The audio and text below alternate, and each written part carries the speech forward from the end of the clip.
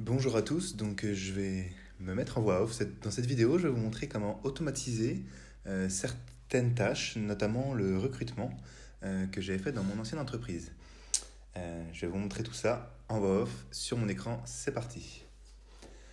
Pour ce faire, j'avais utilisé Indeed. Par exemple, je mettais des annonces pour chercher des ramasseurs de balles ou même des commerciaux pour notre compagnie. Euh, Sur Indeed, on peut poster différentes annonces. On peut rédiger son texte, les réviser. Vous devez sûrement connaître la plateforme. Il y en a d'autres, mais celle-ci, on aimait particulièrement parce qu'il y avait beaucoup de trafic. On mettait des annonces payantes avec certains budgets. Et en fonction, on générait donc des candidats, des candidatures sur notre compte Indeed. On pouvait donc les renvoyer, comme j'ai fait là, leur répondre via un Indeed email.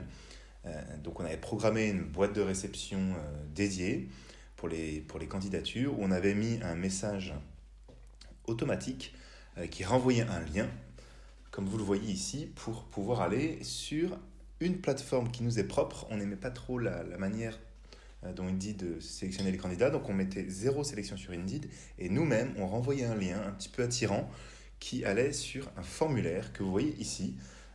Donc on utilisait différents logiciels pour générer des formulaires et donc interactifs et où les candidats répondaient à certaines questions de filtre.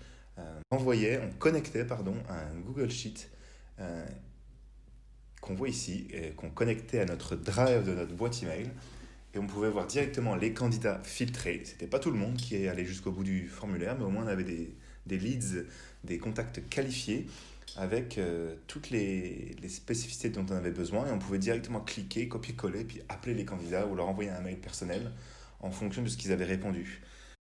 Et ce qu'on avait fait nous particulièrement, c'est qu'on avait demandé des vidéos à la fin du formulaire, donc qui s'auto-présentent en audio s'ils avaient été un peu timides, ou au moins une courte vidéo de 15-20 secondes directement dans le formulaire. Ils peuvent mettre leur caméra en mode selfie et hop, télécharger, uploader dans le formulaire, soumettre à la fin du formulaire. Et nous, dans notre Excel, on avait un lien et on pouvait cliquer et donc avoir leur petite vidéo de présentation, ce qui évite un Skype meeting ou ce qui évite des rendez-vous. Et c'était extrêmement original. On a eu plein de commentaires sur nos formulaires comme quoi c'était vraiment original. On leur met des vidéos de présentation aussi, des photos. On leur demande plein de questions. On a eu énormément. Dès qu'on sponsorise un petit peu, on avait 450 lignes. On en avait en Espagne, en France, au Danemark. Et voilà, ça a vraiment révolutionné la manière dont on cherche des sous-traitants à temps partiel, des sous-traitants à temps plein et surtout théoriquement des employés. Euh, voilà, donc en parallèle des vidéos que je fais souvent sur les assistants virtuels, ça c'est un autre moyen de recruter donc soit des employés, soit des sous-traitants. On ne fait pas cette partie-là pour les assistants virtuels. Les assistants virtuels, on travaille avec nos partenaires locaux dans les pays outre-mer qui nous recrutent sur place les meilleurs profils. Merci de m'avoir écouté et à bientôt pour une prochaine vidéo.